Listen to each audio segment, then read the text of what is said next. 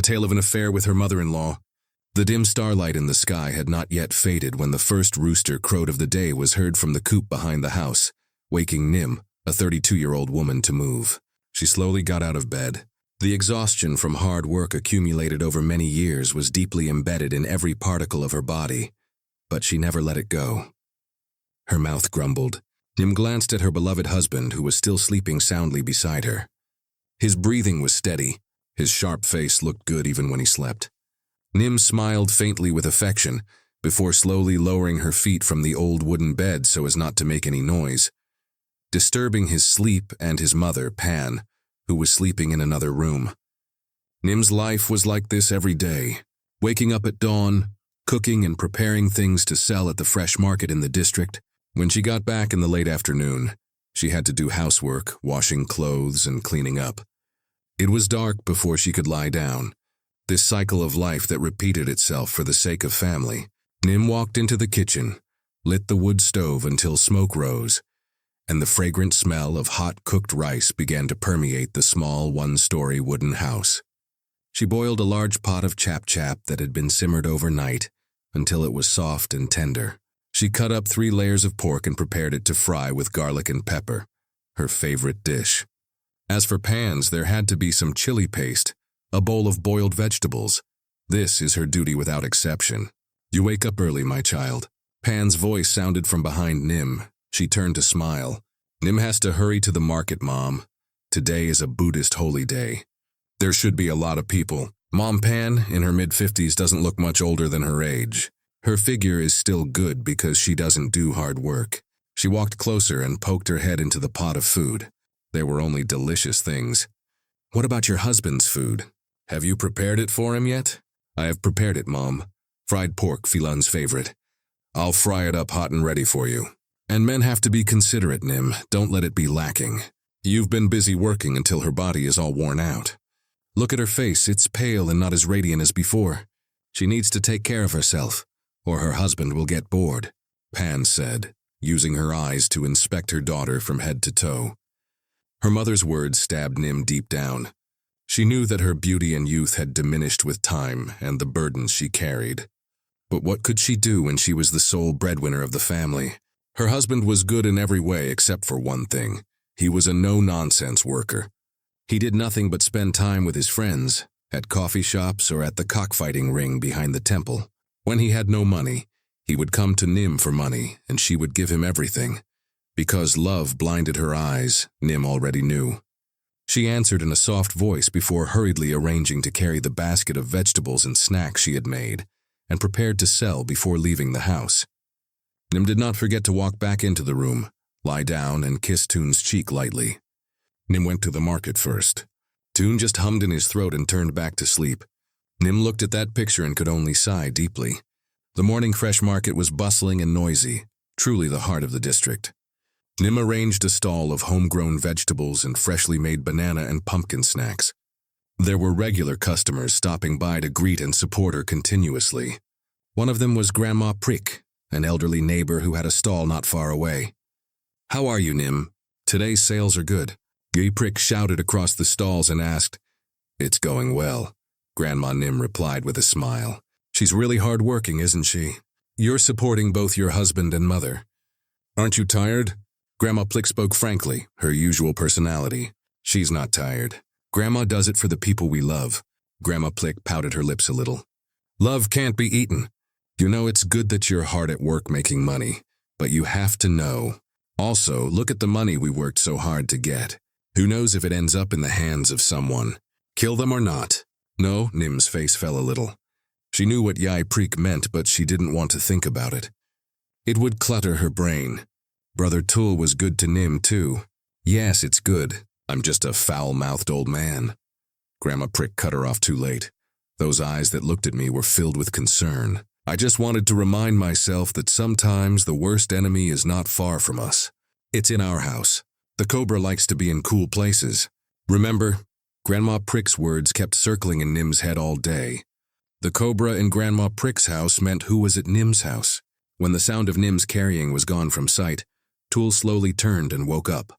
He was irritated by the sunlight shining in his eyes. He drowsy walked out of the room and saw May Pan sweeping the house.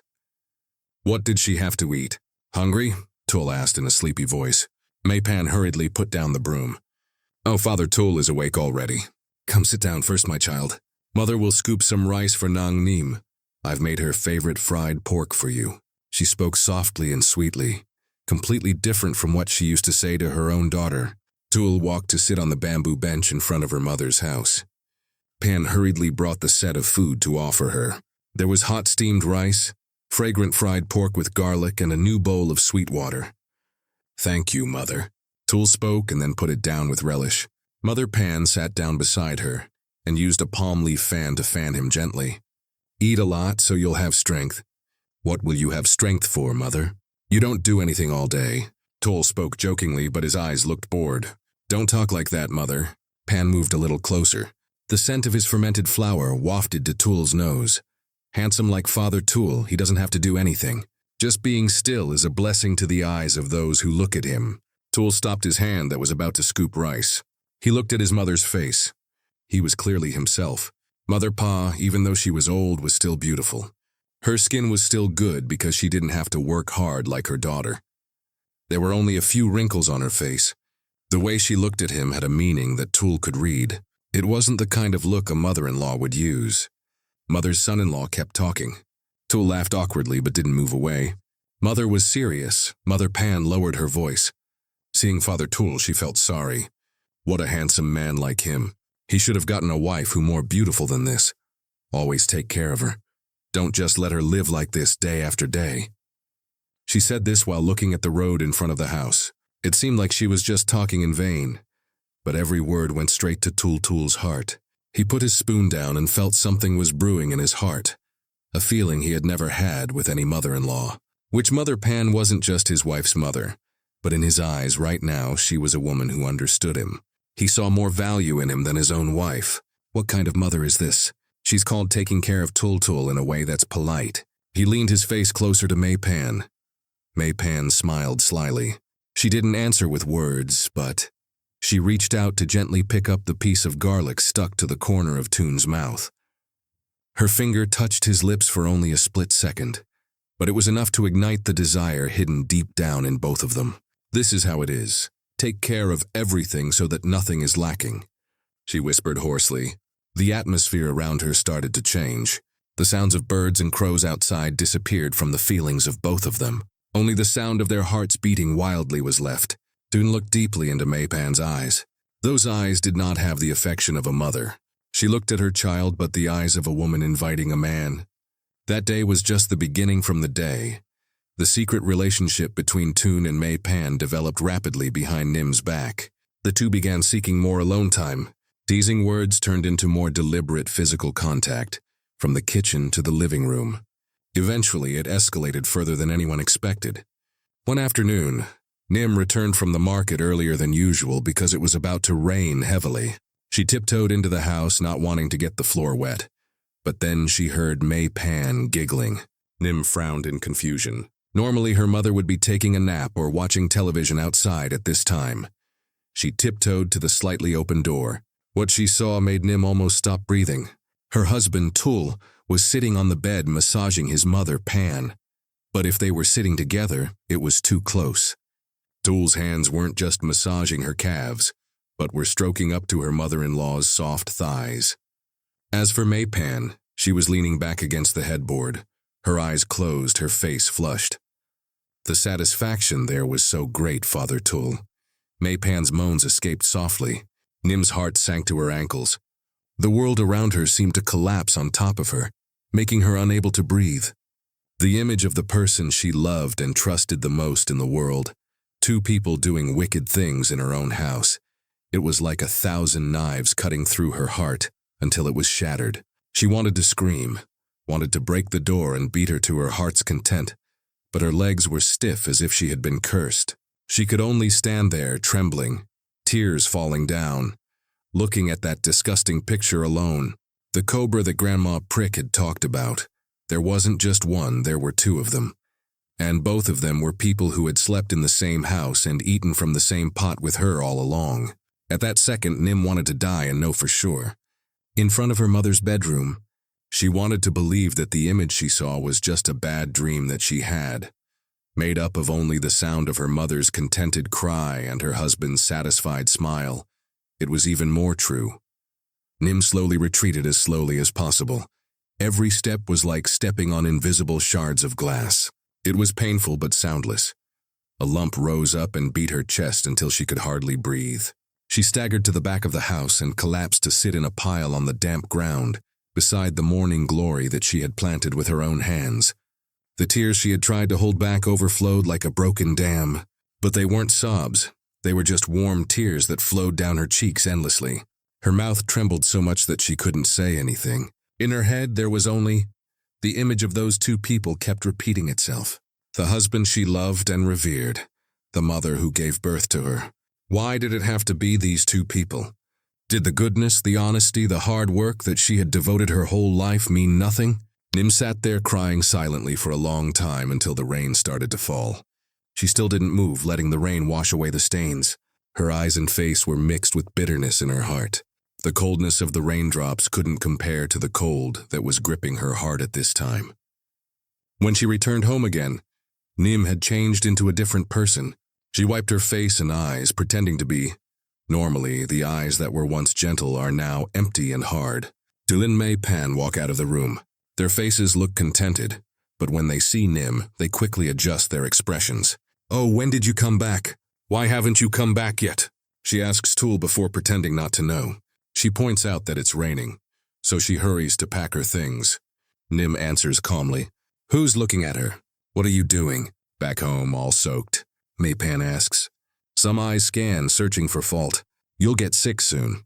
If you get sick, who's gonna make money?" Mother's words are like acid thrown on a fresh wound. Nim clenches her fists so hard that her nails dig into her flesh. She takes a deep breath, trying to suppress her boiling emotions. Nim just went to check on the vegetable brush. "What's wrong with you, Nim? Why are you making that face? Did Toon frown? Did someone do something to make you unhappy at the market?" "Nim, you're just tired. You must have been working too hard and thinking too much, Mom." Pan immediately added, "Mom, I told you to take a break. You don't believe me. Look, your face is gloomy and has no aura at all. This is the beginning of a big drama. Two people work together in tandem to make Nim feel that something is wrong. They act like nothing happened and treat her the same as usual. But behind their kind words, Nim sees the hypocrisy and pity they have towards her from that day on. Hell in the house truly began. Nim had to endure heartbreaking images every day. She saw Tool serving food to Maypan before her, saw Maypan washing clothes for Tool with a smile, saw the meaningful glances they gave each other when they thought she was not paying attention. Every action of the two of them was like fuel, that was slowly adding fuel to the fire of Nim's anger. Tool's shamelessness increased every day. He started demanding more money from Nim. Nim asked, "Can I have 5,000 baht one day?" Tool walked in and flirted while Nim was counting the money she was going to use for all the money she earned from selling things. Nim asked in a harsh tone, "It just so happened that a friend invited her. Go invest in trading. I see that it is profitable. I want to try it. I will help relieve Nim's burden." Tool gave the best reason that sounded good. Nim looked at her husband's face and could only laugh in her heart. "To relieve the burden?" She handed him the money. She obediently did not believe it, but because she wanted to see what he would do with the money she earned from her sweat and toil. Nim agreed. 2 days later at the fresh market, she saw May Pan showing off a new, shiny gold necklace to the other vendors. "Wow, Auntie Pan, where did she get that new necklace? It's so beautiful." One of the vendors said hello. May Pan smiled broadly. She had been saving up for a long time. "Oh, I saw that she was beautiful, so I gave myself a reward. Some people are born to know how to find happiness for themselves," she said as she glanced towards Nim, who was sitting quietly. Nim shrugged, her face still. The pain shot up again. Her 5,000 baht had become a necklace on the neck of a mother who shamelessly stole her daughter's husband. The longer it went on, the more Mother Pan oppressed Nim with both words and actions. "Look, Nim, why is today's food so bland? How could her husband eat it? Why do Father Tool's clothes still smell musty after washing? They really can't be used. She's a typical wife, letting the house be a mess like a rat's nest. With her body letting Rome go like this, it's no wonder her husband would go find happiness elsewhere." Every word and action of Mei Pan had Tuan nodding in approval beside her. The two of them worked together to oppress her. They treated her like an outsider, a redundant person. In their own home, Nim endured until she almost reached the limit. She felt confused, lonely, and alone. Until she could accept the truth, it was too much for her to find someone to vent to confirm that she wasn't crazy. One morning, she decided to walk to carry goods and set up a stall next to Grandma Preek. Grandma Nim had something she wanted to consult with her. Nim opened her mouth, spoke with a trembling voice, looking away. She glanced at him and said, "Come on, your face looks like you're carrying the whole world on your shoulders. What's going on?" Nim hesitated, not knowing how to begin this embarrassing story. She could only say, Nim feels that things in the house are not the same as before. Brother Tul and Mother. Before Nim could finish speaking, Grandma Trick sighed and took a deep breath. "Didn't I tell you to be careful?" The brown cobra lit up immediately. Just those words confirmed everything. Grandma, do you know? Old people's eyes aren't as haggard as young men and women think," Grandma Pai said in a calm voice. "I've seen it for a while now. The way that Tul looked at your mother. It wasn't the way a son-in-law looked at your mother. Looking at it, it's not the look of a mother-in-law that I don't speak directly because it's your family's matter. I'm an outsider. But since you come and ask me yourself, I'll tell you that something worse than a cobra is an asp, in the guise of a benefactor. This girl, it slithers around us until we can't move. Then it will slowly squeezing and swallowing us whole." Grandma Prick's words are like a knife that cuts open Nim's wound, making it wider. But it also helps to squeeze out the pus inside as well. The confusion disappears, leaving only painful clarity and the resentment that has been piling up in her chest. "What should Nim do, Grandma?" Grandma Preek looks at Nim's face. Fire is on. Must extinguish the fire of an evil person. Must meet a real person. You must be strong. Not for anyone, but for yourself. Nim returned home that day with a new heart. A heart that was no longer weak and submissive. The sadness and grief were replaced by coldness and the determination to reclaim her own dignity. But she had to wait for the biggest piece of evidence that would tie the two of them up, unable to escape. Then the opportunity came. He came to tell Nim that the friend who had invited him to invest wanted to go look at the products at Rongklua Market. "We might have to stay overnight." Nim pretended to be a good wife. "Let's go, brother. A good opportunity like this doesn't come often. Must be worried about this side. Nim has to take care of herself and her mother."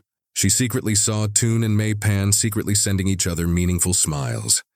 That night after Toon left, Nim told Mei Pan that he felt unwell, had a headache, and wanted to ask to take medicine and sleep. But early in the evening, Mei Pan easily agreed and also told her to get a lot of rest and not to worry about anything.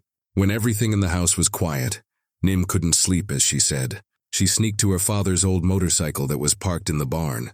She knew that Toon didn't go to Rongklua Market, but he went to book a cheap room at a resort at the end of the village that had just opened.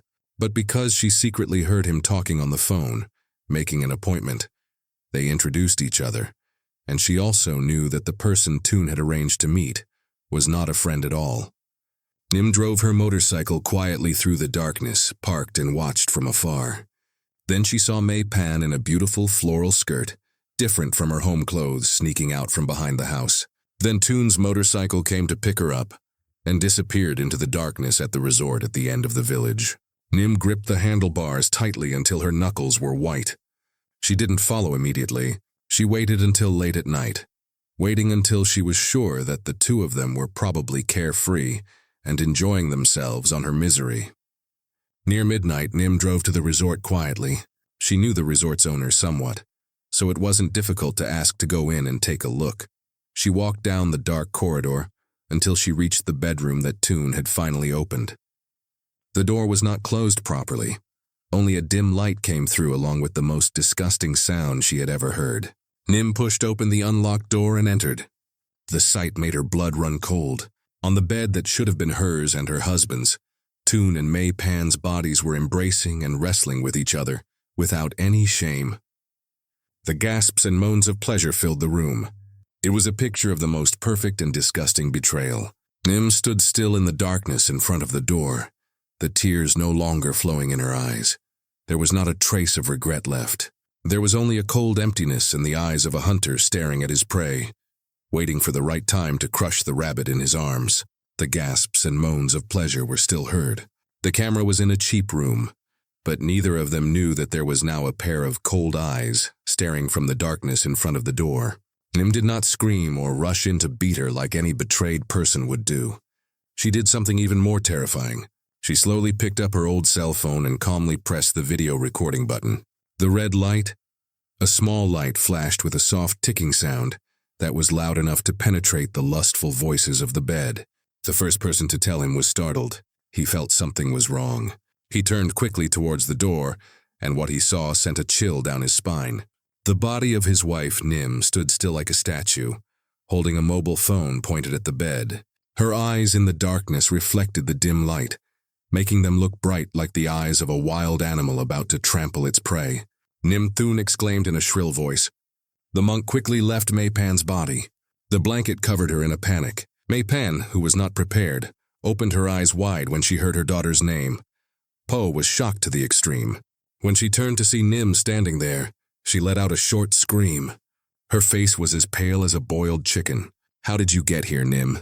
Silence fell. Instead of the annoying sounds just now, there was only the heavy breathing of the two people who had just been caught red-handed. Nim stood still, not saying anything, letting the camera in her hand continue to record the pitiful images of the two people. Her eyes swept from the thief's head to Tool's feet, then moved to her own mother. The woman who used to breastfeed and water her was now naked with her husband. Did you have enough fun? Finally, Nim spoke. Her mouth came out with an indifferent and cold tone, so cold that it was scary. Beloved husband and mother, born of a child, Nim. Listen to me first. It's not like that, Nim. Kittle tried to make excuses, her voice trembling. It wasn't like what she thought. Nim laughed in her throat, a dry and emotionless laugh. So what is it? Brother Tool, please tell me, what is this image that Nim sees? Or did Nim's mother just come to help you brush the mosquitoes on the bed? In this state, Mother Pan has regained some sense. Fear has started to turn into anger like a bad child. Did I come? Did you plan it? Yes, I planned it myself. Nim admitted it with an indifferent face when the people in the house is untrustworthy. I have to find a way to protect myself. This evidence must be very valuable, she said. Pan looked at the phone screen in her hand and smiled mockingly, before pressing stop recording and turning around to walk out of the room quietly, leaving the two people looking at each other with panic and fear, wondering which level of hell was about to visit them. Nim returned home before the two of them. She didn't cry or fan the flames. She took a shower to cleanse her body as if nothing had happened. But in her heart, she had made a decisive decision. She would not be a victim again. The next morning, she went to Grandma Prick's stall early in the morning. She quietly handed the phone to Grandma Prick to look at. Grandma Prick took it and looked at it with a smile. Her face was solemn. When she saw the video in there, she was shocked and let out a long sigh. What the hell are you going to do next, Nim? Will you expose and tell the story so that the whole village will know the truth? Nim replied with a determined look. Nim wanted to ask Grandma to be a witness for a moment. The big Buddha here in the middle of the market is the best. Grandma Prick looked deeply into the eyes of the young woman, her daughter. Are you sure, Nim? This kind of thing is a double-edged sword. Your reputation will be damaged as well, Nim. There is nothing left to lose. Grandma Nim replied in a firm voice. Nim's dignity had been trampled on by those two people until it was completely gone. As long as Nim could get it back and see the bad people accept it. Karma Nim was satisfied. Grandma Prick nodded slowly. Okay, since you've made up your mind, then I'll stay by your side. 2 or 3 days before the big Buddhist holy day, the atmosphere in Nim's house was tense like never before. Dulin Mei Pan tried to come in and talk to and plead with Nim privately. Nim, I'm sorry. I was wrong. Please forgive me. Tool knelt down in front of her one night. Nim looked at him with blank eyes. The apology erased the truth that I slept with my mother. Oh, Nim, how heartless can you be? That's your mother. You're going to expose your own mother to the whole village. Do you deserve it? Mei Pan, who was eavesdropping, unable to bear it, she walked out. The person who exposed herself was not me, but her mother. Nim immediately retorted. When her mother did such a small thing, did she ever think about being a mother and a daughter? When her pleas were ineffective, they started threatening her. If she dared to do anything crazy, the old lady and I would see the light. Nim told the teacher in a high-pitched voice, but Nim was not afraid anymore. She remained silent and did not respond. She let the two people suffer with their own fear. Her silence was 100 times, 1,000 times scarier than the scolding. It was during this tense moment that Nim saw a small light shining into her life while she was selling things at the market with an indifferent face, but his eyes grew stronger. The young gardener whose stall was not far away, and who had secretly admired her for a long time, walked straight to the stall and asked to buy a pumpkin. "Yes, Sister Nim," Chom spoke in a deep, gentle voice. "Sure." Nim picked up the most beautiful pumpkin and gave it to him. Chom took the pumpkin and went to pay, but instead of walking away, he looked at Nim calmly and said softly, "I've seen some bad rumors, but no matter what the truth is, I believe you are a good person and a capable person. Keep fighting, Sister Nim." Short and simple words, but they were like cool water that cooled Nim's burning heart. It was the first time in months that she received sincere good wishes from a man. Nim looked at Jom's face and nodded slowly. "Thank you very much, Jom." It was a small encouragement that made her more determined to do what she was going to do. Judgment Day had arrived, the big Buddhist holy day. The morning market was bustling more than usual. Almost all the villagers in the village came out to buy things to make merit at the temple. Nim still set up her stall as usual, but in her heart she was preparing for the final war. Toon and Mei Pan were also at the market. They tried to act normal, but their eyes kept glancing at Nim with suspicion. When the market started to close and the people started to thin out, Nim, starting her plan. She stood up to her full height, scanned the surroundings, and shouted loudly, "Fathers, mothers, brothers and sisters, today is a good day, a holy day. Nim has something she wants to tell everyone, to let everyone know about the grudges that have been piling up in her heart for a long time. Today I will settle it all here." Nim's voice made everyone in the area turn to look at her. Tul and Mei Pan's faces turned pale immediately. "What are you doing, Nim?" Tul shouted at her, trying to stop her. Nim swatted his hand away without a care. "I will tell the truth that my husband Tul betrayed me. He secretly had a mistress." The whole house started to buzz with gossip. It was normal for husbands and wives to argue, but to suddenly make an announcement in the middle of the market like this was not something you would see often. Nim had gone crazy. "Don't listen to her shouting to make up for it." "I can't," Nim retorted loudly and clearly. "The person she secretly had sex with my husband was not someone else, but a woman standing here, the one who gave birth to me with her own hands." As soon as Nim finished speaking, the entire market fell silent, as if it had fallen into a graveyard. All eyes were on Mei Pan. Mei Pan stood there trembling, dazed as if struck by lightning in broad daylight. "It wasn't true. You ungrateful son, you slandered me," Mother Pan screamed at the top of her lungs, pointing at Nim's face with trembling hands. "Tao was jealous that I was happy, so he made up this story to destroy me." Didn't Nim lose her mind? "Everyone, there's no evidence at all." Tul quickly joined in. The villagers started to hesitate. Some believed it, some didn't. Nim looked at the faces of the two people who shamelessly denied it. She smiled coldly. There was no evidence? Then Nim picked up her old phone and held it up high. "Let everyone see the evidence. It's all here. The picture and sound are all clear. Who wants to see it?" "It's a real delight." Tul and Mother Pan looked. The phone in Nim's hand was like staring at the Grim Reaper. Their faces were as white as paper. The truth they had tried to hide was about to be ripped out in front of the entire village. Nim's bold declaration, along with the phone in her hand, acted like a sledgehammer, smashing the wall of shamelessness of Toon and Mei Pan until it collapsed in the blink of an eye. The entire market was silent for a moment before it exploded with a louder sound than ever before. Every pair of eyes that had once held both suspicion and uncertainty had now clearly turned to disgust and disdain. They looked back and forth between Toon and Mei Pan as if they were looking at each other, the most disgusting and strange thing in the world. Tul's face turned pale and green. His mind was scattered. He couldn't think of anything else except to destroy the only evidence that tied him up. "Take this money!" He roared and charged at Nim madly, wanting to snatch the phone and destroy it. But before Tul's hand could reach Nim, someone's tall figure blocked the way. The young gardener who had been standing quietly watching the event stepped in and grabbed Tul's arm just in time. Tool spoke in a sharp voice and squeezed Tool's arm tightly. This kind of thing can't be decided by force.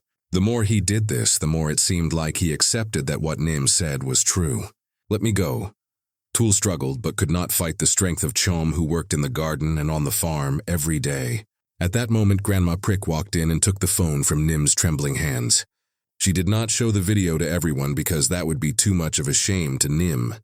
Instead, Grandma Prick walked straight to the village headman and his wife, who were standing stunned in the middle of the market with 2 to 3 other senior merchants. They came to see with their own eyes that they would know that Nim did not slander anyone. Grandma Prick spoke loudly and clearly and pressed play on the video for the small group of people to see. The images and sounds playing on the small screen were not very clear, but it was enough to make everyone who saw it open their eyes.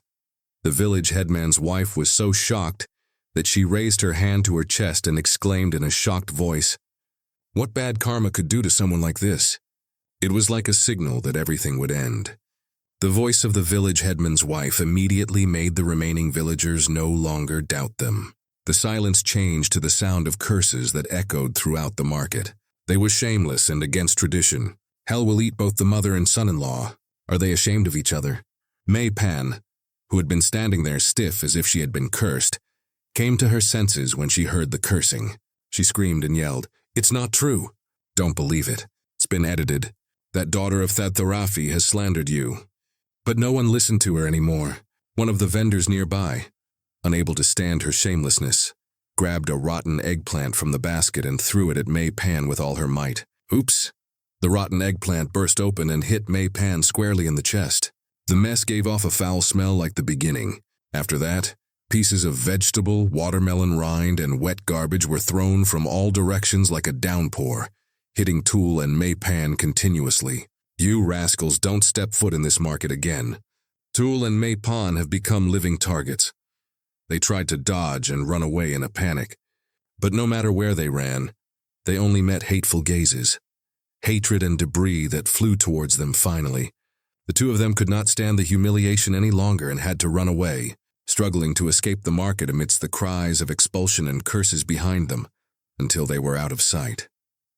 The last scene that Nim saw was the image of her husband and mother running away pitifully, their bodies covered in dirt and debris. It was a satisfying sight, but it was also extremely painful. When the two evil people ran away, the market gradually became quiet. All eyes turned to look at Nim again. But this time, it was not a look of disgust, but a look of pity and sympathy. The women all walked towards Nim. "Be strong, girl." An old lady patted Nim's shoulder lightly. "It's good that you did this. Evil people deserve this. They won't have the nerve to do bad things to anyone again," another vendor added. Grandma Prick walked over and hugged Nim loosely. "It's over. All the bad things have passed." When Grandma Prick finished speaking, the wall of strength that Nim had built up collapsed. She let out tears that she couldn't hold back. They were cries to release all the suffering she had carried for so long. These tears this time weren't tears of defeat, but tears of starting over, of washing away all the bad things in the past. Joom, who had been standing at a distance, slowly walked towards him. He didn't say anything, just quietly helped Nim collect the scattered food and things on the stalls and put them back in place.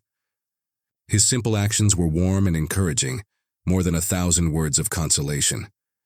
As for the fate of Toon and May Pan, the law of karma worked faster than expected. The two ran back home, but found themselves unable to stay there any longer. All of their neighbors closed their doors in their faces. Their gazes were filled with contempt. They had become the despicable people of the community. What was they going to do next? May Pan turned to Toon with a fierce tone. It was all because of him. If he hadn't been so stupid, he would have let them catch him. Things didn't turn out this way. "Oh, so you're blaming me? How could you?" she retorted angrily. If Mother hadn't approached her first, things would have escalated to this point. Is it because of Mother that I had to face this kind of situation? The fake love that they used to have for each other had completely disappeared, leaving only accusations and mudslinging at each other. The two had a violent argument in front of the house before realizing that they couldn't stay here any longer. They had to pack their few necessities and leave the village. That very night they intended to go to a temple to stay, sleeping only with worldly news of their mother-in-law and son-in-law. That traveled faster than a wildfire. No monk or novice at any temple welcomed them for fear of tarnishing the temple. The lives of these two had fallen to the lowest point. They used to live comfortably in a house with food to eat and money to spend. Now they had to become vagabonds with no one to associate with them. With the money they had very little.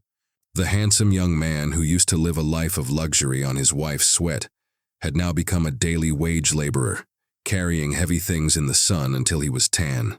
The handsomeness that he used to be proud of quickly faded away. Only a thin, gaunt man remained, having to work hard in exchange for scraps to survive. Day by day, May Pan, a woman who used to be concerned, beautiful and proud of her youth, now has to suffer because of the prince. She used to look down on her daughter and let her go, but now her condition looks even worse than Nim back then. Her face that was once radiant is full of wrinkles from suffering and hardship. She often falls ill and has no money to see a good doctor. The law of karma has begun to punish them appropriately. This is just the beginning of the suffering they have created with their own hands. Time has passed like a river that never flows back.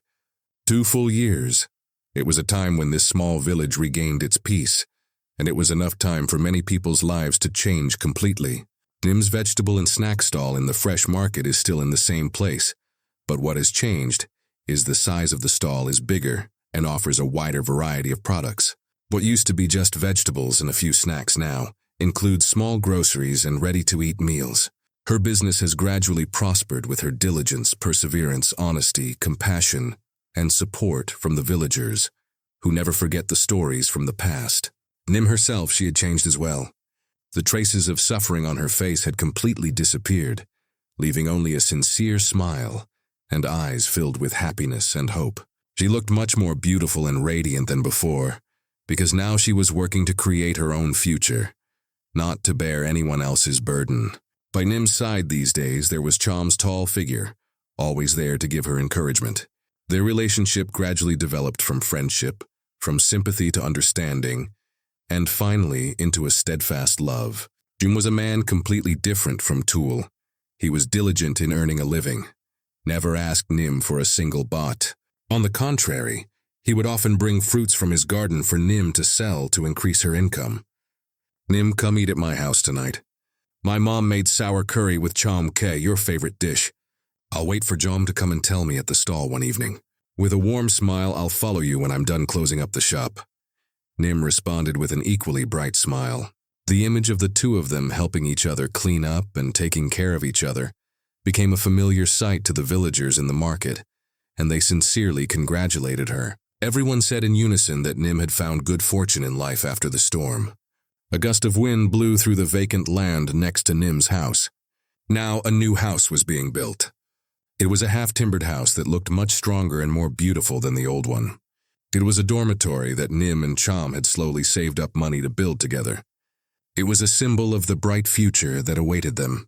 But while the lives of those who did good were flourishing, the lives of those who did evil were sinking to their lowest point.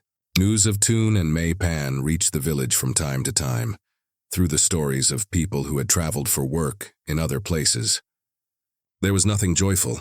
After Franeni had been wandering for a while, Chom's love, the two's fake affairs finally came to an end. When the last of his money ran out, Tool abandoned May Pan without a care.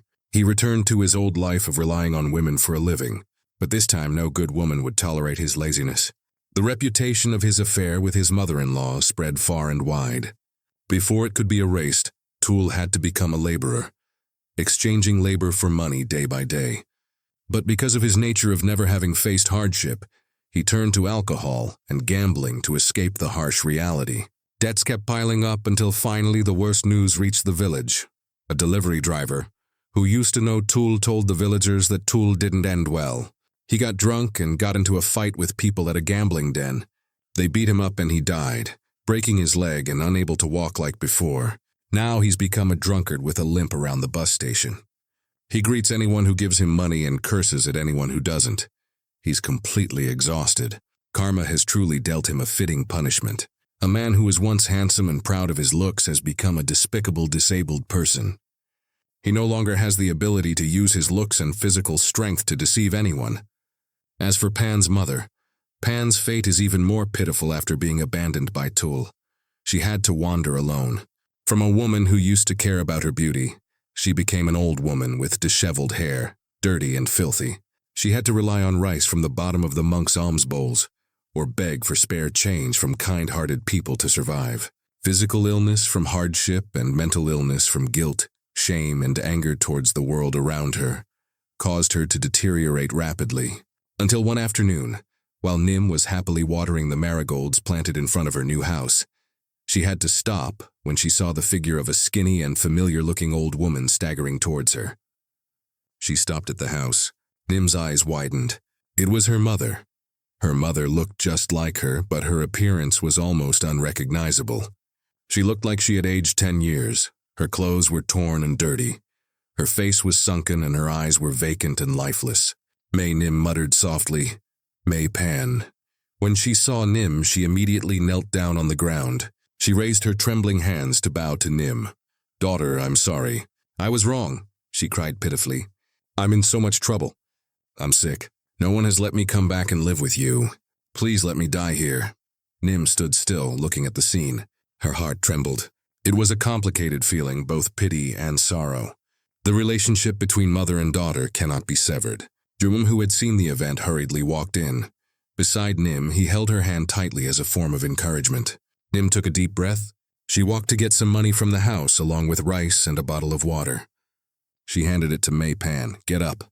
Nim spoke in an indifferent but firm tone. "I can't let you stay in my new house and my new family anymore. I still have love for you, but I can't trust you anymore." Nim continued in a decisive tone. "As for the bad karma that I created with my child and myself, I have to pay for it. Go alone. Go back to the old house that used to be my and Toon's beloved home." The hope in Pan's eyes instantly disappeared. She looked at her daughter's face, who now had no more feelings for her. She knew that everything was really over. She took the money and the package of food and held it in her hand. Santao slowly supported her weak body to stand up and slowly turned around. Her back was bent and she jumped. At that moment, she slowly disappeared from sight. Nim followed the figure until she was out of sight. A tear fell from the corner of her eye, but Jom slowly raised his hand to gently wipe it away. "It's over, Nim. It's really over," Nim replied as she turned back to look at Jom and their new house. She turned. After dealing with a past that was completely painful and facing the future that awaits, a future that has only happiness and peace, the fire in her chest that once burned her heart until it was scorched has now been completely extinguished, leaving only the embers of the past as a reminder, replaced by the warm light of a new life that is even more beautiful than before. It is proof that the law of karma really exists, and that the sky after the rain for those who do good is always beautiful.